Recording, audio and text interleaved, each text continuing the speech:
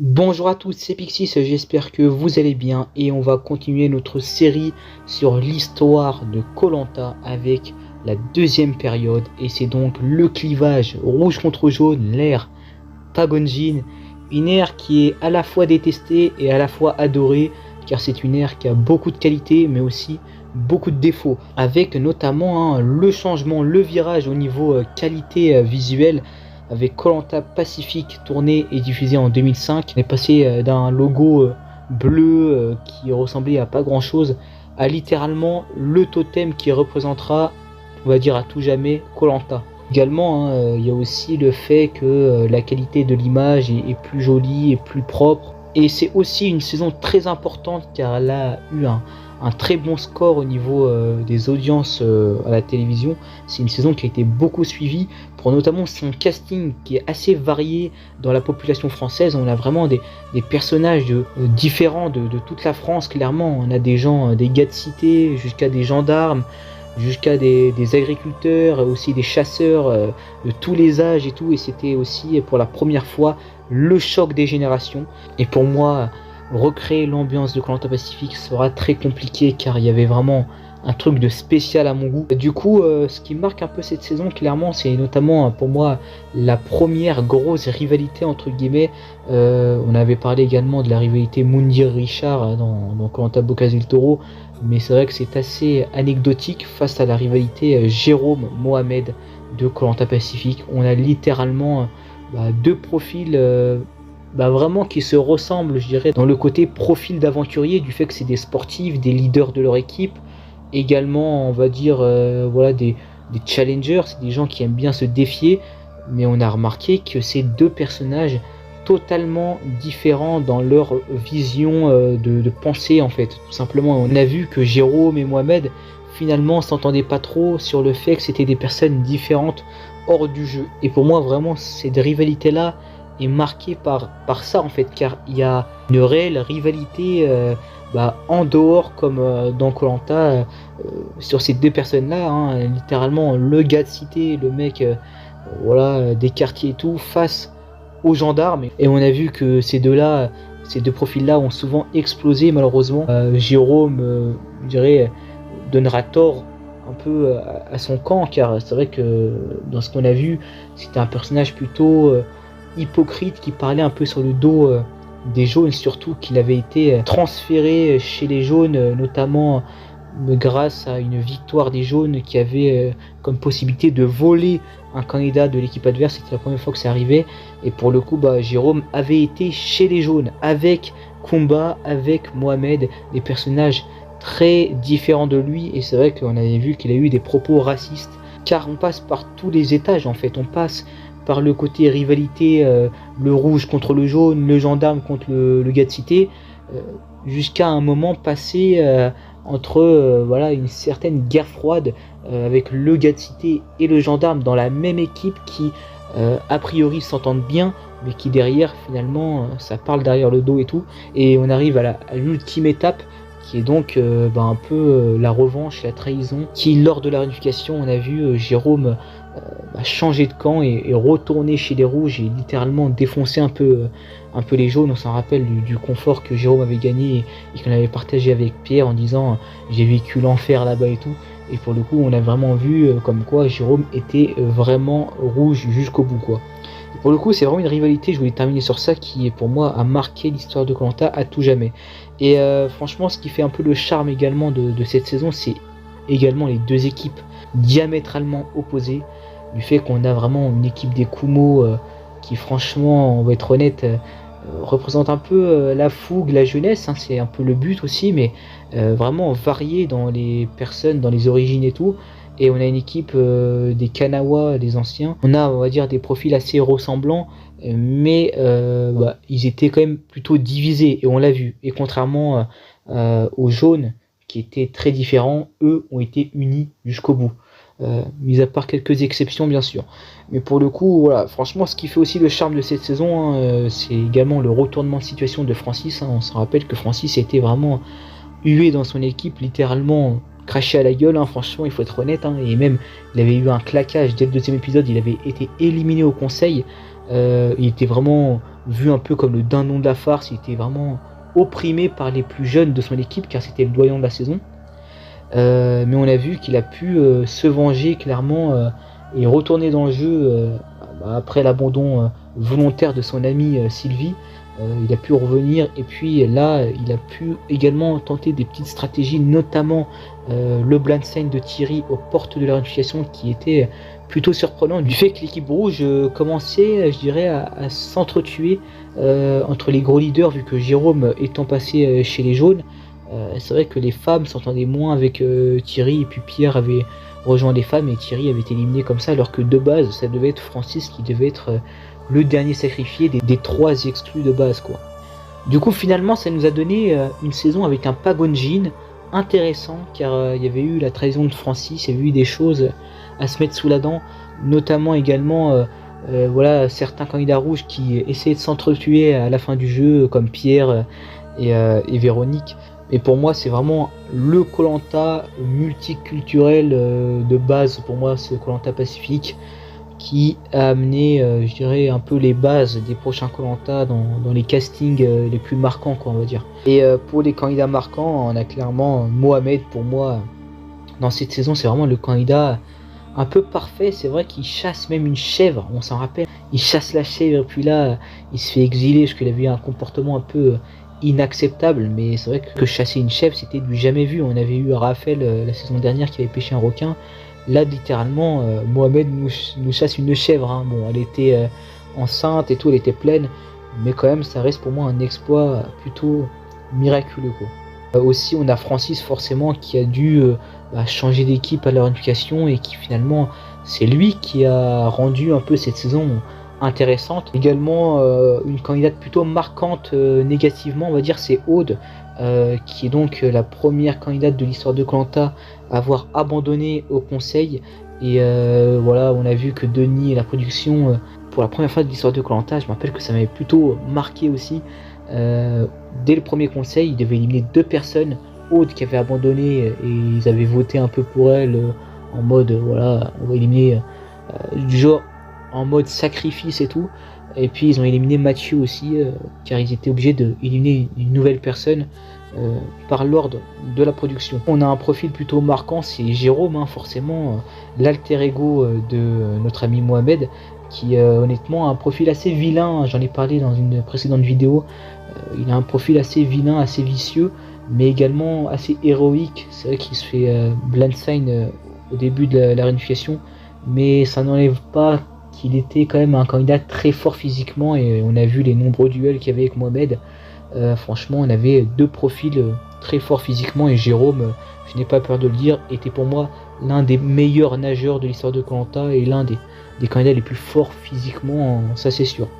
Et pour terminer, on a clairement aussi Clémence qui est la gagnante et c'est vrai que c'est le premier profil gagnante du genre stratège opportuniste et qui fait rien et qui se cache derrière une équipe ou un gros leader qui était Mohamed et qui finalement sur les poteaux, sur le choix final fait le bon choix et choisit Francis qui forcément gagne la saison face à un Francis détesté et elle est d'autant plus marquante car elle gagne aussi à l'unanimité face à Francis. La deuxième candidate à faire cet exploit là après Philippe, mais attention hein, il y en a un autre qui a fait cet exploit là mais on en parlera bien plus tard du coup dans la série. Mais voilà du coup pour Koh-Lanta Pacifique c'est vraiment une saison marquante à tous les points et pour le coup du coup l'année d'après Koh-Lanta n'ont pas pris un trop gros risque, ils ont fait un Koh-Lanta assez similaire on va dire au niveau du twist mais pas du tout au niveau du lieu, au niveau de la trame scénaristique et au niveau des profils sélectionnés. Et cette saison c'est Koh-Lanta Vanuatu. Cette saison avait été marquée surtout par les intempéries hein. Ils ont tourné du coup au Vanuatu près du coup du volcan Yasur et du coup ça avait fait en sorte qu'il y avait quand même beaucoup de critères, de facteurs du fait que ça s'était pas passé comme prévu on va dire au niveau de la survie pure hein. On avait même eu le cyclone Jim voilà, qui avait ravagé, on se rappelle de certaines images, était obligé de se réfugier dans des écoles pour passer la nuit. On a même le totem qui avait perdu un bras et tout, c'était vraiment au niveau survie peut-être l'une des meilleures saisons avec le cadre qui était vraiment austère, on va dire. C'est toujours une destination intéressante pour faire un Koh-Lanta ou un Survivor. On l'a vu aussi avec Survivor, c'était passé à peu près pareil. Du coup aussi, comme je vous l'avais dit, c'est du coup une saison qui ressemble beaucoup à la précédente, à Koh-Lanta Pacific. On a l'impression qu'ils ont voulu un peu récolter ce qu'avait fourni Koh-Lanta Pacific au niveau des audiences, au niveau de, je dirais, de l'investissement des gens. Avec ce twist du choc des générations, ils l'ont fait 2 fois d'affilée, ce qui m'étonne un peu quand même. Je pensais vraiment qu'ils allaient changer pour la prochaine saison. Je trouve perso que ça n'a pas eu la même alchimie que y avait eu avec Koh-Lanta Pacific au niveau de ce twist là. On avait 2 équipes fort sympathiques qui honnêtement n'avaient pas de grande différence mis à part leur âge. Et du coup on a bien vu, hein, ça a débouché sur un pur Pagonjin. On est vraiment au cœur de la période, hein, clairement du clivage rouge contre jaune. Tous les rouges ont été éliminés avant tous les jaunes en réunification, ce qui était une première et ce qui n'a jamais été recréé. Et cela a été un peu causé, je dirais, avant la réunification, avec l'équipe des rouges qui malheureusement a été fracassée par les blessures et la maladie. Hein. On a notamment Mama, Nicolas et Jean-Claude qui ont été éliminés sur abandon médical à cause de ces critères-là. Et en plus de ça, on a Mika, je dirais le seul gros espoir au niveau individuel chez les rouges qui a été éliminé après une stratégie défi, hein, clairement. Mais c'est vrai que cette équipe des rouges malheureusement a été décimée par la maladie et les blessures en début de jeu, ce qui a abouti à un pur Pagonjin. Mais je trouvais que c'était quand même plutôt intéressant à suivre car les personnalités étaient plutôt sympathiques. En fin de saison, ça nous a abouti à une fin avec des binômes. On avait le binôme François David et Émilie face au binôme Ludovic et Sébastien, et face au binôme Gaël et Marie, qui était d'ailleurs le binôme le plus solide des 3. Hein. C'était le binôme qui était vraiment affiché comme un duo inséparable. Et ce qui est incroyable dans cette saison, c'est que dans les 2 derniers conseils, ce binôme-là a complètement explosé, car Marie a voté contre Gaël, qui était d'ailleurs condamnée, mais le fait de voter contre elle, c'est vrai que ça l'a montré comme une vilaine, hein, une personne qui était plutôt opportuniste, et ça faisait vraiment une grosse trahison. Et je trouvais ça pas trop utile, car au conseil qui suit, juste avant la finale, elle se fait sacrifier pour les raisons suivantes, du fait qu'elle a trahi sa meilleure amie. Et qui sait, peut-être que si elle avait pas fait ça, un des 2 binômes se serait allié à Marie pour éliminer un membre de l'autre binôme. Du coup ça a fait qu'on s'est retrouvé avec 2 duos en finale.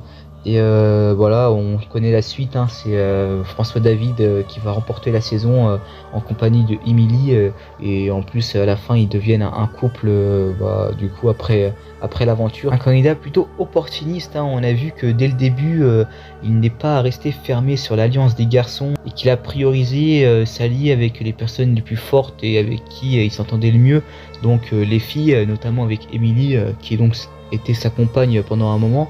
Donc c'est vrai qu'il avait vraiment fait les bons choix et on s'y attendait pas que ça soit lui, je dirais, qui gagne la saison, vu que c'était un peu le Benjamin assez fougueux. Il était vu un peu comme un gars un peu simplet, et moi je trouvais ça sympa qu'il gagne la saison, et c'était un candidat plutôt complet et notamment assez fort dans les épreuves, hein, on a vu. Mais ce que je retiens comme personnalité aussi, c'est Sébastien, je dirais, vraiment pour moi le candidat le plus fort dans la saison, hein, clairement au niveau des épreuves. C'est vrai que on a tendance un peu à l'oublier avec tous les candidats récents qui arrivent, et même par la suite on a quand même beaucoup de candidats assez mémorables. Et puis on se rappelle qu'il a eu une aventure assez spéciale, vu qu'il avait été éliminé dès le 2e conseil. Il est revenu chez les rouges et puis il a été transféré chez les jaunes. Encore une idée de Koh-Lanta Pacific qui cette fois-ci sur Koh-Lanta Vanuatu n'a pas fonctionné, je dirais, pour notre investissement. On a aussi Émilie qui a eu un profil plutôt stratégique. C'est vrai que voilà, elle était plutôt en danger au niveau de ses performances physiques. Elle n'était pas forte du tout au niveau des épreuves, mais elle a quand même réussi avec son social et le côté stratégique de aller jusqu'en finale et de prendre des alliés assez forts pour finalement à la fin de la saison gagner les poteaux et terminer sur une belle note. Elle qui avait été mauvaise dans toutes les épreuves individuelles et même en collectif, c'est vrai que c'était vraiment pas le maillon le plus fort. Elle conclut avec une victoire sur les poteaux, ce que j'ai trouvé plutôt sympa comme symbole. On a aussi chez les rouges Catherine qui s'est affirmée, était la dernière rouge sacrifiée par son côté un peu grande gueule et le fait qu'elle était plutôt présente sur le camp. elle s'est vraiment, je dirais, créé vraiment une affinité avec certains de l'équipe des jaunes, dont François David, ce qui a fait qu'elle est restée plus longtemps que les autres. Bien que malheureusement, vu que c'est un Pagonjin, et c'est souvent le défaut de ces saisons-là, c'est que même s'ils font tout pour, je dirais, rester et s'inclure dans l'équipe dominante, ça aboutit forcément par une élimination. On l'a vu avec Catherine, vu qu'elle était rouge en fait. Mais du coup, un Koh Lanta qui est plutôt marqué par une seule équipe, c'est vrai que ça allait que dans un seul sens. Et puis c'était pas une saison surprenante, on va dire, au niveau des éliminations, mais intéressante au niveau des personnalités. Donc voilà, on est au cœur de cette période Pagonjin, clivage rouge contre jaune, et on va enchaîner ensuite avec la saison du coup qui a fait le plus d'audience au niveau des saisons anonymes, et qui est toujours dans la même lignée de saison Pagonjin, qui dans l'idée n'était pas très intéressante à suivre. Mais cette saison-là a réussi à créer quelque chose que n'avait pas Koh Lanta Vanuatu, c'est-à-dire des méchants et des antagonistes pour un peu épicer le Pagonjin qui s'annonçait comme être plutôt intense avec des gros candidats. C'est bien sûr Koh Lanta Palawan, diffusé en 2007. Et donc c'est la première saison tournée aux Philippines, à Palawan. Et comme je vous disais tout à l'heure, c'est le record d'audience pour une saison anonyme. Voilà, ça avait vraiment intéressé les téléspectateurs, le fait qu'il y avait vraiment un récit très intéressant avec l'histoire de Grégoire et de Jade, plus des personnages un peu méchants, antagonistes, qui sont très intéressants, notamment dans leur équipe. Et en rivalité face à Grégoire, du coup l'Apollon des Guntao comme on l'appelait, malgré que ça soit un Pagonjin, vu qu'on est en plein dedans, là on est sur l'un des plus gros Pagonjin également de l'histoire de Koh Lanta. Mais ce qui fait cette force de cette saison, car voilà, bon, le récit est très intéressant à suivre, mais dans l'idée, le schéma de la saison est très simple, c'est un pur Pagonjin, on arrive à la réunification, on a une excellente réunion des ambassadeurs avec Patrick le dictateur qui va un peu embobiner Laurent pour qu'il vote de plein cœur avec lui pour Eric, qui était notamment un jaune immigré chez les rouges, voilà, qui avait été un peu volé comme ça s'est passé pour Jérôme et Sébastien dans les saisons passées. Et donc ça a donné la supériorité aux rouges de Patrick, qui ont donc éliminé au premier conseil de la réunification Eric, qui était un membre rouge mais qui était un ancien jaune, et puis ensuite tous les jaunes les uns après les autres. Et notamment dans ce Pagonjin, ce qui va être plutôt mythique, on va dire, c'est les duels dans les épreuves assez épiques entre Jade et Grégoire. Il y avait le premier duel sur l'épreuve du paresseux, puis Grégoire a perdu malheureusement, il a donc été éliminé une première fois, et donc par la suite au prochain épisode on a Adrien le doyen chez les jaunes qui s'était littéralement sacrifié, il avait abandonné pour refaire revenir Grégoire, car à l'époque les abandons volontaires étaient remplacés, et donc Grégoire était revenu et avait disputé l'ultime duel avec Jade sur l'épreuve du koala dorsal, une épreuve que Jade a une nouvelle fois remportée, et donc voilà, ça avait un peu signé la fin de Grégoire dans ce Koh Lanta Palawan, et Grégoire avait été éliminé 2 fois d'affilée du coup au conseil. Il avait notamment une belle cote de popularité face au public, car il représentait un peu le chevalier blanc, celui qui était un peu seul contre tous, bien que ça soit Laurent qui soit le dernier jaune sacrifié, mais bon. Et il y a un moment très intéressant, c'est le F5, car voilà, tous les jaunes étant mis en dehors du jeu, on se retrouve seulement entre les rouges, et du coup on se retrouve avec une équipe des rouges qui avait été menée par le dictateur Patrick. Et ce qui est plutôt dingue dans cet épisode là du F5, c'est que ce même Patrick se fait éliminer aux portes de la finale sur un choix crucial de Jade, qui avait comme choix soit d'éliminer Patrick ou soit d'éliminer Marilyn, que Patrick envisageait de sacrifier du coup aux portes de la finale. Finalement voilà, c'est Patrick qui se fait éliminer sur un conseil vraiment bouleversant, et on arrive en finale avec une orientation qui dure 2 jours tellement Simon et Marilyn ont été mauvais. Et voilà, arrivé en finale sur les poteaux, on a notamment pour la première fois de Koh Lanta des poteaux avec une finalité assez spéciale, du fait que on doit pas enlever des plaquettes, on doit pas enlever des morceaux de poteau, on doit tenir en équilibre sur un pied et éviter du coup de toucher je dirais un bambou qui est tenu par par un loco en fait. C'était assez spécial comme finalité, je vous mettrai une image. Mais en tout cas c'est la première fois que c'est arrivé, c'était la seule fois qu'il y avait cette finale me semble-t-il. Et pour le coup voilà, c'est Jade qui remporte les poteaux et qui choisit son ami Kevin. Et pour le coup on arrive avec deux vainqueurs à la fin de cette saison, ce qui est plutôt dommage hein, voilà pour une finalité pareille hein. Notamment cette double victoire elle me fait plutôt mal car voilà il n'y avait pas eu je dirais de défaillance au niveau du coup du casting. On n'avait pas eu beaucoup d'abandon médical ou volontaire. Donc voilà c'est vraiment je dirais une faute de la production du coup d'avoir mal jugé, mal calculé le nombre de votes pour avoir seulement un gagnant. Contrairement à koh Bocas del Toro, qu'on a vu était chaotique au niveau des nombreux abandons médicaux et volontaires qui faisaient en sorte que du coup la double victoire était plus compréhensible. Pour le coup cette double victoire de Jade et Kevin, je la comprends pas trop. On a Grégoire qui franchement Grégoire est pour moi peut-être le plus grand héros entre guillemets de koh. Il a vraiment le montage parfait du gentil héros qui gagne toutes les épreuves et qui part en martyr en mode il se fait bouffer par les méchants rouges. Et c'est ça que j'ai beaucoup aimé dans cette saison, bien que ce soit assez manichéen, c'est vrai. On a vraiment l'équipe des rouges qui explose l'équipe des jaunes, qui ont deux montages complètement différents. Après moi j'ai retenu quand même Patrick en tant que vraiment super stratège avec un côté très antagoniste dans la saison. C'est vrai que cette finalité est plutôt surprenante. Je pensais pas qu'il allait se faire éliminer aux portes de la finale. Ça aurait été je dirais plus intéressant je pense pour Jade de le garder jusqu'au bout, car notamment il avait le profil de celui qui tirait les ficelles. C'était un peu le patron de cette équipe des rouges, mais qui finalement s'est fait avoir au dernier conseil. C'est vrai que Jade était en plein milieu et on a vu un peu je dirais la faiblesse de Jade dans les moments un peu cruciaux comme ça, où il faut vraiment faire un choix délibéré vraiment entre deux camps. C'est souvent là où elle se plante et on va le voir lors de koh le retour des héros où ça va se reproduire. Mais ça on en parlera plus tard. On a aussi Véronique qui est une candidate vraiment plutôt emblématique de koh. On se rappelle de son portrait hein, à fond la randonnée comme elle disait. Elle était vraiment super solaire, super souriante, super drôle en vrai. On se rappelle de sa chute lors du premier jour sur le bateau.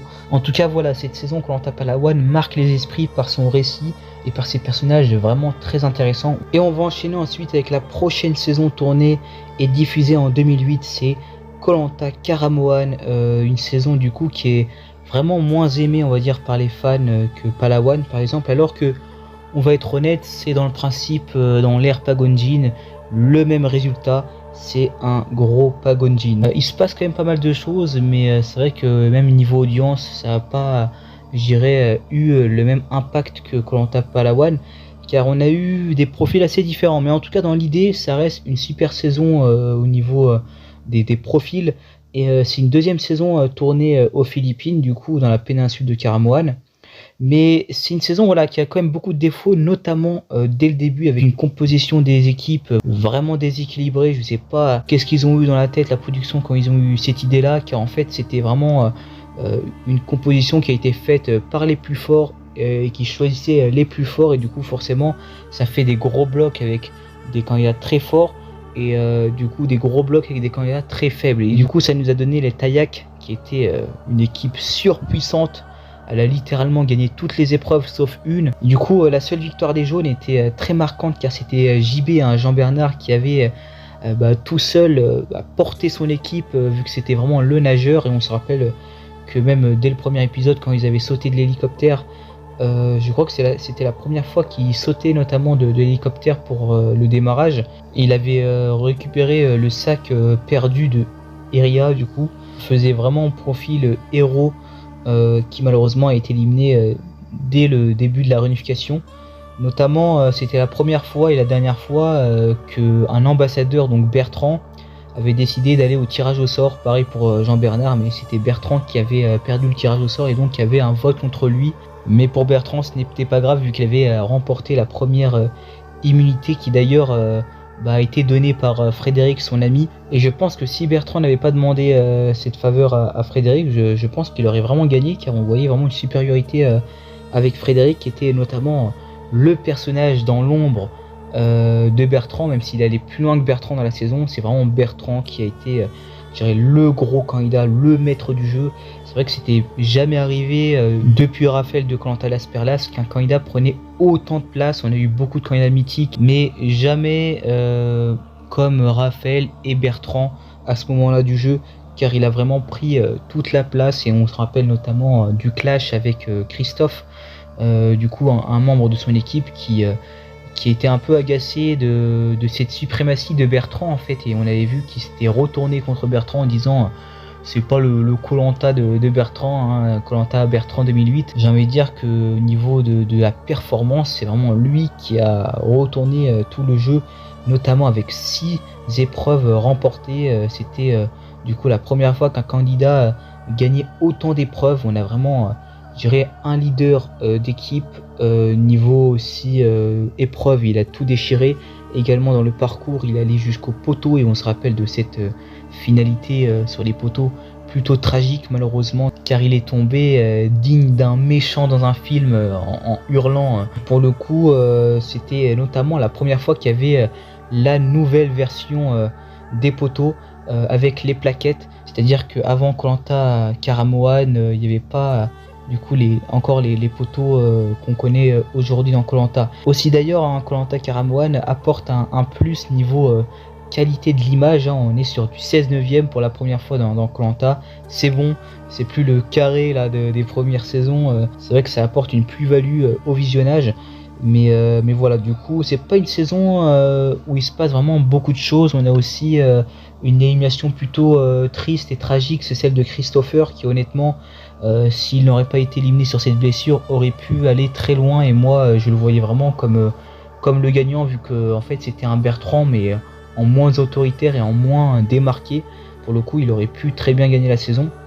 Mais pour le coup, il a été éliminé à cause d'une prestation en plus plutôt marquante sur une épreuve d'apnée. Ça l'a condamné car il était resté beaucoup trop de temps dans l'eau avec un problème malheureusement cardiaque. Du coup, voilà, Christopher était un potentiel gâché, je dirais, par blessure. Mais voilà, on est sur un Koh-Lanta plutôt marqué par des grosses personnalités, notamment Hakim, hein, on s'en rappelle quand il se oubliait les prénoms et tout. C'était plutôt rigolo. En plus, c'était un candidat qui avait un peu de vice. Il voulait vraiment tout faire pour gagner, quitte à voter pour des jaunes comme lui, hein, qui étaient dans la merde, au lieu de voter pour certains rouges, et ça l'a même un peu condamné. On se rappelle notamment de l'histoire où les rouges soupçonnaient que Hakim faisait exprès d'être malade pour un peu se goinfrer à l'infirmerie, hein. Il s'était passé un peu la même chose pour Moussa, mais là pour Hakim, c'est un peu la justification qui a fait qu'il avait été éliminé. C'était plutôt marquant. Après, on a des candidats comme Christelle, hein, la gagnante de la saison, que je trouve assez sympathique. C'est vrai qu'elle a été plutôt forte du début à la fin. Après, c'est vrai qu'elle coiffe sur les poteaux notre ami Bertrand, qui honnêtement, soyons clairs, aurait dû mériter le sacre, hein, clairement, avec tous les sacrifices qu'il a fait pour les Tayaks. Mais c'est vrai que Christelle est une gagnante plutôt méritante, avec quelques victoires à la clé. Et aussi, c'est vrai qu'elle a quand même le profil un peu comme Clémence de remporter la saison avec un finaliste plutôt à la hauteur, hein. On se rappelle de Frédéric notamment.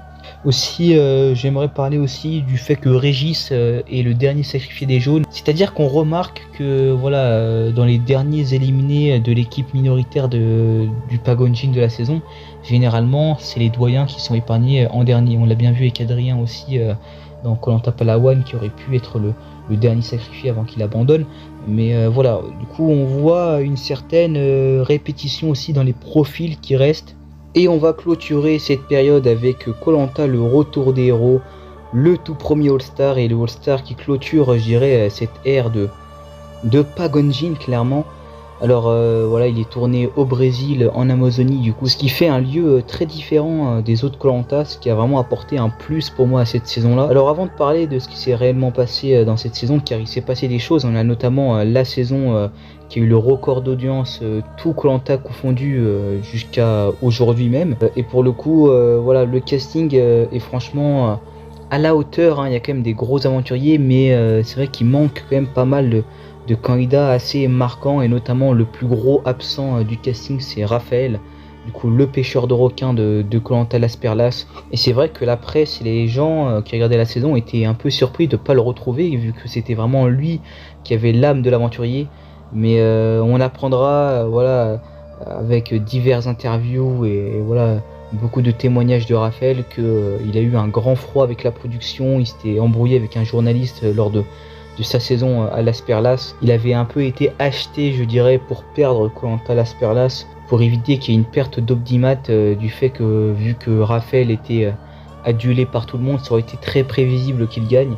Et du coup, ils avaient fait un peu semblant de le faire perdre au poteau apparemment. Ils avaient un peu magouillé quelques petites choses et du coup, Raphaël avait un peu été dégoûté. Il a eu une amertume envers la production depuis ce jour-là et on l'a bien vu dans quelques vidéos qu'il a faites, hein, notamment où il défiait Denis Brognard. Et c'est à partir de là qu'on a vu que Raphaël, lui, sera un peu amer à tout jamais envers Koh-Lanta malheureusement. C'est vrai que c'était plutôt un choc quand on a appris ça, nous, grands fans de Koh-Lanta.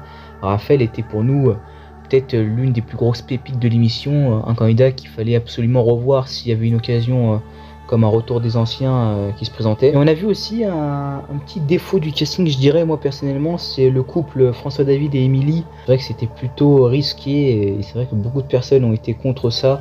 Même moi, je trouvais que c'était pas forcément la bonne chose à faire de mettre des gens en couple dans un Koh-Lanta alors que les autres n'ont pas, je dirais, de lien. Après, c'est pas forcément ultra dérangeant vu que François David et Émilie restent quand même des candidats assez mythiques de Koh-Lanta, notamment de Koh-Lanta Vanuatu. Il fallait un peu sélectionner de chaque Koh-Lanta. Et pour le coup, voilà, mais mis à part ça, il n'y a pas eu grand chose qui, pour moi, ont été un peu choquants dans ce casting-là. On a également dans ce Koh-Lanta-là, le Koh-Lanta All-Star, la première épreuve éliminatoire de toute l'histoire de Koh-Lanta. Donc voilà. Une arrivée qui, lors d'un All-Star, est plutôt surprenant et plutôt intéressant. Après, on va le voir par la suite dans l'histoire de Koh-Lanta, quand c'est répété et toujours amené et pas surprenant. Là, ça peut être un problème. On a eu aussi Moundir hein, qui avait vraiment marqué les esprits, notamment dans l'épisode où il a été éliminé, vu que voilà, c'était quand même un moment assez culte, peut-être le moment le plus culte de toute l'histoire de Koh-Lanta. Je sais pas si c'est l'épisode qui a fait le plus de bruit dans Koh-Lanta, mais ça m'étonnerait pas vu que il a deux doigts de frapper Philippe, il a deux doigts de faire des dingueries en plus quand il part au conseil surprise. Je crois que c'est le premier conseil surprise de l'histoire de Koh-Lanta, me semble-t-il, si je me trompe pas. Il crie pourquoi être aussi corrompu et tout, c'était un truc de fou. Donc voilà, ce Koh-Lanta a apporté aussi ça. Mais encore d'autres nouveautés, hein. On a aussi les premiers ambassadeurs éliminatoires qui se conclut sur un tirage au sort entre Catherine et Philippe tire la boule noire, il est éliminé définitivement du jeu, car avant cela c'était juste un vote qu'on avait contre nous pour les ambassadeurs. Là, à partir de ces ambassadeurs là, c'est vraiment la personne qui est choisie, qui tire la boule noire est réellement éliminée du coup de Koh-Lanta. Mais voilà, du coup elle a apporté quand même pas mal de choses cette saison, niveau nouveauté, niveau aussi divertissement. On a eu quand même pas mal de choses avec des anciens candidats assez mythiques de l'émission qu'on a revus comme Tony, Jade ou même Moundir, hein, voilà, qui ont fait pas mal de choses assez intéressantes. Et pour le coup, on a aussi, pour clôturer cette saison, hein, le choix final de Jade qui était vraiment surprenant. Au lieu de choisir Philomène, sa meilleure amie, a choisi Romuald pour la finale. Et puis on se rappelle que ça nous a amené à un clash. Même en prime, en direct, on avait eu Philomène et Jade qui se clashaient un petit peu, alors que c'était des anciennes amies hors du jeu. C'était un peu triste, mais bon, c'est vrai que ça nous a apporté beaucoup de divertissement.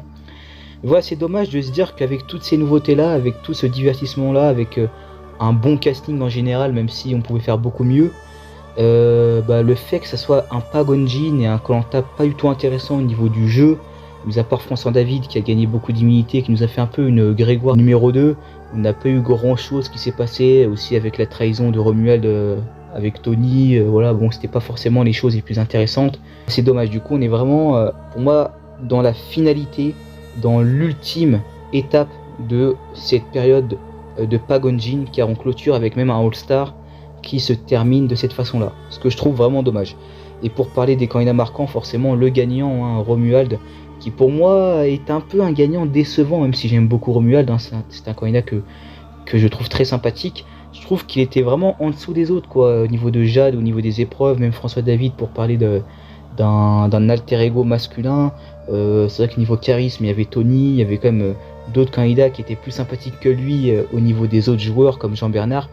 Bref, il était vraiment le leader sportif du début du jeu, mais finalement plus t'avances dans le jeu et plus il était un peu en arrière-plan.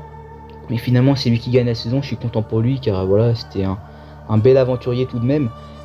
Après, voilà, il y a aussi Jade, Jade qui a été assez mythique dans cette saison. Elle devient voilà, officiellement la femme qui gagnait le plus d'épreuves du coup de Koh-Lanta. Et puis aussi, elle a gagné 2 fois les poteaux, ce qui n'était jamais arrivé auparavant. Mais en même temps, c'est normal, c'est le premier All-Star.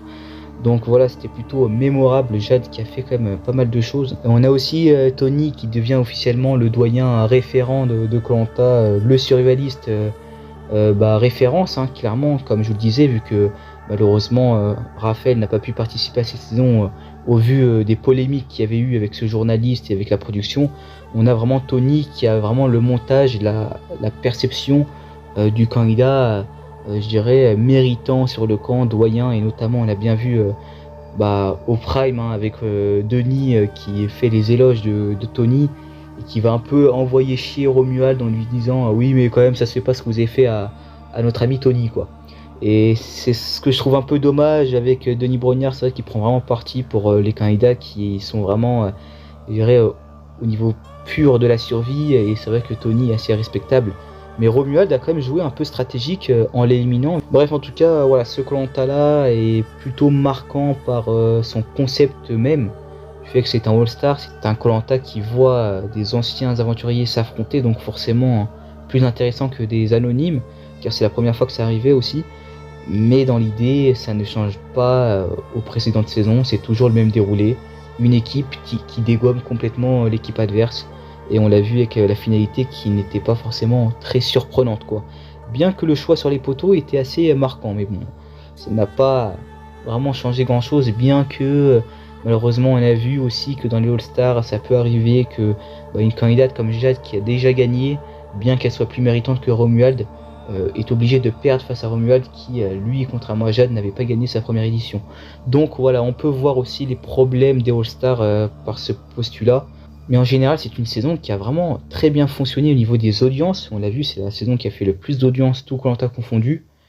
Mais parmi les fans, c'est pas généralement une saison qui est très appréciée du fait que, en fait, voilà, c'est tout simplement un Pagonjin, quoi. Alors que on pouvait faire quelque chose de plus intéressant avec ce concept de All-Star. Et donc voilà, c'est la fin de cette période de l'ère Pagonjin, on va dire. C'est vrai que c'était tout le temps la même chose, j'ai trouvé ça un peu répétitif, un peu chiant, bien que je suis un fan de Koh-Lanta. Mais c'est quand même une période très importante car elle nous offre le lot d'aventuriers mythiques comme Bertrand, Mohamed, ou même François David, bref, Grégoire aussi, Jade, plein de candidats mythiques de Koh-Lanta qu'on retrouve dans cette période. Et donc on va se retrouver pour terminer cet épisode-là. Mon petit top des saisons que j'aime le moins jusqu'à celle que j'aime le plus, qu'on a parlé dans cette vidéo. Je mettrai en dernière, je mettrai Koh-Lanta Karamoan, car c'est celle que j'aime le moins, on va dire, celle que j'ai pris le moins de plaisir à regarder. C'est un Pagonjin comme les autres, mais peut-être que le fait que c'est la 8ème saison, peut-être que c'est vraiment une accumulation de se dire putain, ça fait encore un Pagonjin, ça fait encore un Koh-Lanta répétitif à regarder. Peut-être que c'est ça qui change de potentiellement Koh-Lanta Vanuatu ou d'autres saisons par exemple. Mais personnellement, j'ai même aussi eu moins d'attachement avec les personnalités de ce Koh-Lanta là. Le déroulé m'a un peu agacé aussi. Je trouvais qu'il y avait des abandons volontaires mal placés. On avait 2 candidats qui se faisaient éliminer d'affilée assez souvent, notamment au début du jeu avec Iria, mais aussi après avec Hakim. Du coup, c'était des éliminations assez prévisibles. On a juste eu le retournement de Christophe qui était intéressant, mais sinon le reste, c'était pas forcément très intéressant, bien que la suprématie de Bertrand était assez satisfaisante à voir, mais voilà, j'ai pas trouvé ça excellent non plus. Je mettrai en top 4 Koh-Lanta Vanuatu. Vous êtes peut-être surpris, mais voilà, Vanuatu c'est une saison que j'aime beaucoup au niveau des profils des candidats, mais dans l'idée c'est vraiment un gros Pagonjin aussi. Mis à part les profils des candidats, on s'ennuie vraiment en fait, c'est vraiment une saison où le jeu est vraiment effacé en fait. On a vraiment l'équipe des jaunes qui dégomme l'équipe des rouges, et même si Catherine, même si Alain, même si Nathalie, avec son côté un peu fourbe, essayait de tenter des choses pour essayer de s'infiltrer dans les F6 ou dans les F5, ça ne fonctionnait pas, vu que la force de l'équipe des jaunes était bien au-dessus. Et pour nous les téléspectateurs, c'était pas intéressant, vu qu'on savait que à la fin ça allait être du coup Gaël et Marie qui allaient être sacrifiés. C'est exactement ce qui s'est passé, bien que il y a eu un peu des trahisons à la fin. J'ai trouvé ça très sympathique à suivre au niveau de l'équipe des jaunes, mais seulement de l'équipe des jaunes. Je trouvais que les rouges, les Mosso, étaient vraiment en dessous. Et du coup forcément je mettrais Vanuatu un peu plus bas que Koh-Lanta, le retour des héros. Forcément c'est le premier All-Star, il y a une dynamique, il y a un truc en plus de voir les anciens candidats qu'on a vu dans les premières saisons. Après voilà, encore une fois, je la mets pas plus haute car en fait, mis à part le fait que c'est un retour et le fait que ce soit au Brésil aussi, bah le reste c'est pas très intéressant en fait. On a juste quelques moments de divertissement, au début avec Moundir, à la fin avec le choix de Jade. Mais dans l'idée, il y a vraiment des gros moments de creux hein, où tu te dis ah ouais, franchement c'est un pur Pagonjin, c'est pas forcément le visionnage le plus intéressant. Après, quand même, je trouve qu'il se passe quand même pas mal de choses. Il y a eu quand même une énergie que j'aime bien dans ce All-Star. Mais aussi, je trouve que l'équipe des jaunes est bien. Mais voilà, quand t'as des Catherine, quand t'as des Jean-Bernard aussi, mais Jean-Bernard, je l'aime bien, hein, mais qui vont au bout. C'est vrai que tu te dis, putain, il y avait des choses à faire potentiellement avec des éliminations que tu pouvais faire. Et ils n'ont pas forcément fait ça. Ils sont toujours restés sur le plus simple. Et en plus, t'as les deux doyens qui se font éliminer juste avant la finale. Bref, en tout cas, il y a vraiment un peu, je dirais vraiment le ras-le-bol, je dirais, du Pagonjin en fait, en général, dans ce Koh-Lanta là, dans le retour des héros, où tu te dis, ah putain, même dans un All-Star, ils vont faire la même chose. Donc voilà, c'est pas forcément très simple à expliquer, mais je la mettrai en top 3. En top 2, je mettrais Koh-Lanta Palawan pour simplement ce que j'avais expliqué, le fait qu'il y a vraiment des antagonistes, il y a vraiment des méchants. Dans cette saison, il y a vraiment deux équipes diamétralement opposées, du fait que ça donne un mélange. Certes, ça c'est un Pagonjin, mais il y a un mélange assez où il y a du relief en fait. C'est pas comme dans Koh-Lanta Vanuatu où toute l'équipe est gentille, où les rouges sont gentils mais se font dégommer. Là, il y a quand même un peu plus de profondeur, on va dire. On a quand même les jaunes qui sont vraiment considérés comme des gentils, qui sont à voir, mais on a aussi des rouges qui sont assez vilains et qui font des choses assez mal, mais c'est plaisant à regarder en fait pour nous au niveau du visionnage. Du coup, c'est pour ça que j'ai bien aimé Palawan. Et aussi, on a vraiment tout ce qui se passe avec Jade et Grégoire qui est vraiment incroyable, je trouve. J'aime bien cette finalité-là. Après, malheureusement, à la fin de la saison, deux vainqueurs, je trouve ça un peu gâché. Mais bon, en tout cas, ça n'aurait pas changé le fait que du coup, ma saison préférée de toutes, c'est Koh-Lanta Pacifique. Franchement, c'est une saison que j'adore. Après, c'est vraiment subjectif vu que moi, c'est une saison que j'ai découvert vraiment d'une façon où j'étais vraiment admiratif devant cette saison-là. Et comme je vous l'avais dit, c'est un peu la saison qui renouvelle Koh-Lanta par le côté graphique, par le côté un peu qualité de l'image et tout. Et franchement, j'ai adoré le concept, le twist du fait qu'il y avait les anciens d'un côté, les plus jeunes de l'autre. Ça a vraiment donné un Koh-Lanta très très intéressant avec vraiment des super personnalités, avec un super casting. Peut-être mon casting préféré de tous les Koh-Lanta dont je vous parle, bien que Palawan est très bon aussi, le casting est vraiment excellent. Mais celui de Pacifique, je trouve qu'il est presque parfait. Même l'équipe des Rouges, qui est vraiment pas très appréciable, ont un bon casting car il y a des profils assez variés dans l'idée quoi. Et puis même dans les éliminations, il y a des choix assez surprenants, hein. Le blind sign de Thierry, également celui de Jérôme. Ça fait que c'est ma saison préférée, hein, voilà. Du coup, voilà, cette vidéo est terminée. C'est vrai qu'elle était assez longue, hein. Cette ère du clivage rouge contre jaune était assez linéaire et répétitif. Franchement, je pensais pas que ça allait être assez long à faire comme ça. J'ai pris quand même tout de même du plaisir à vous en parler, vu que c'est des saisons assez importantes, comme je vous disais, avec des profils très intéressants. Mais attention, la prochaine fois, on se retrouve pour l'âge d'or de Koh-Lanta. Une saison où on va tout basculer.